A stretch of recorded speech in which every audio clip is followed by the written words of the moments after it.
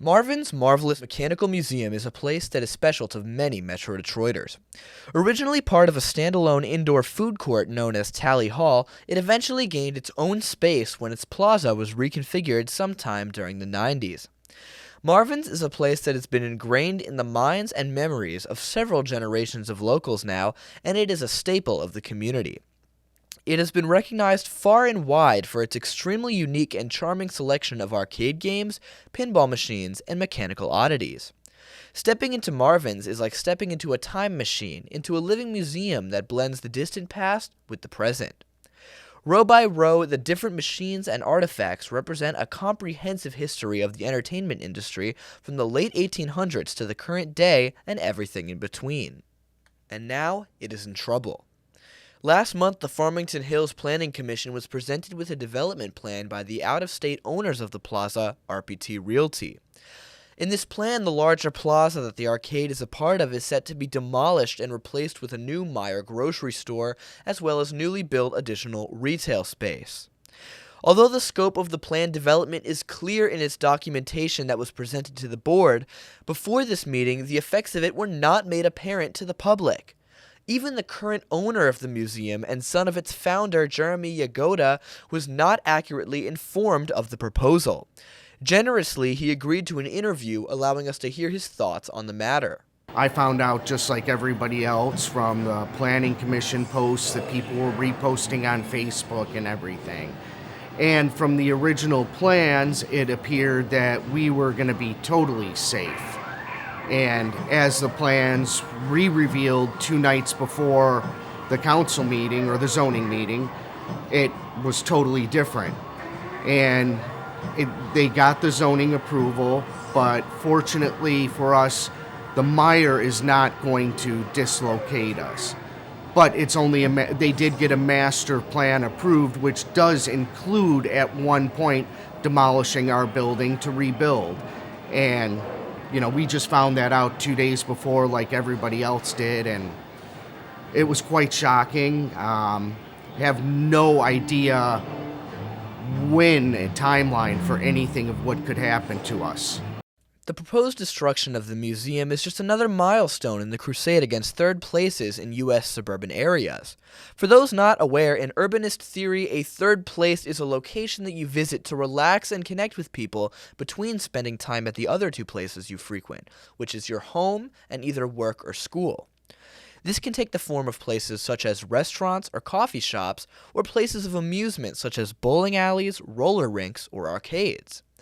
These third places are essential for a functioning and happy society, but the progression of suburban sprawl has proved to be inherently harmful to the concept of third places. In these suburban areas, long drives are essentially required to get to literally anywhere, which is antithetical to one of the pillars of a great third place, ease of access. A lot of those places are just vanishing now. It's kind of sad. It seems people don't want to go out anymore. There's really no 24-hour restaurants anymore or things like that. And it's just kind of sad and a little scary to see. The proposal of another Meijer store at the site is also a head-scratcher, as there is absolutely no shortage of big-box stores in the area, and in fact there's already 2 existing Meijer locations located within 5 miles from the proposed location. In a population where the vast majority are vehicle owners who commute on average a horrific 50 minutes a day, it does not seem likely that there's much of a new demographic being captured by this additional proposed location. Marvin's has already endured many close encounters with permanent closure in the past during the 2008 recession and the COVID-19 pandemic. With the condition of real estate at the moment, finding reasonably priced space is very difficult, but Jeremy is not ready to give up. It's one of those things where it never thought of moving. And then when Tally Hall closed, I was about 15, and so I was of that age where you had to help your dad with everything. And having to move all the stuff that he had out of there and put it into storage while they redid the construction was just crazy. The effort, the time, the machines that were damaged just by the natural movement.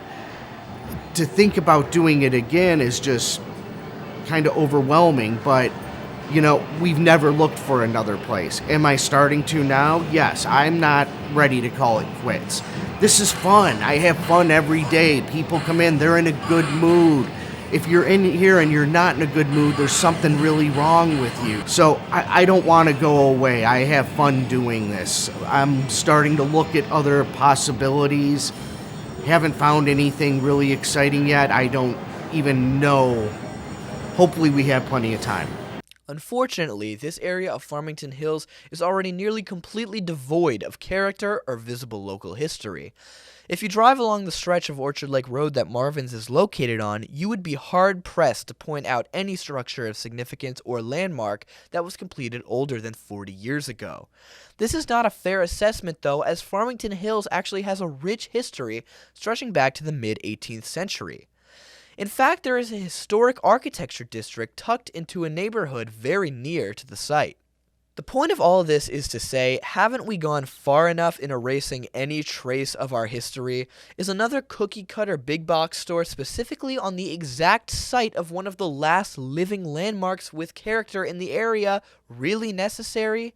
I, for one, am definitely not someone to support or defend plazas or strip malls or any sort of repetitive suburban architecture, but is it really sustainable to be demolishing perfectly viable retail space to essentially just create the same exact use, but with a cleaner, more polished look?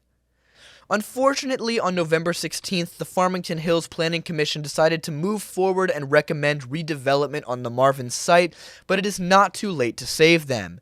Signing the Change.org petition that has already received over 50,000 signatures is a great first step, and in the case of Marvin's, Jeremy would just like people to keep coming out and supporting. I just want people to continue coming here and telling their friends about it.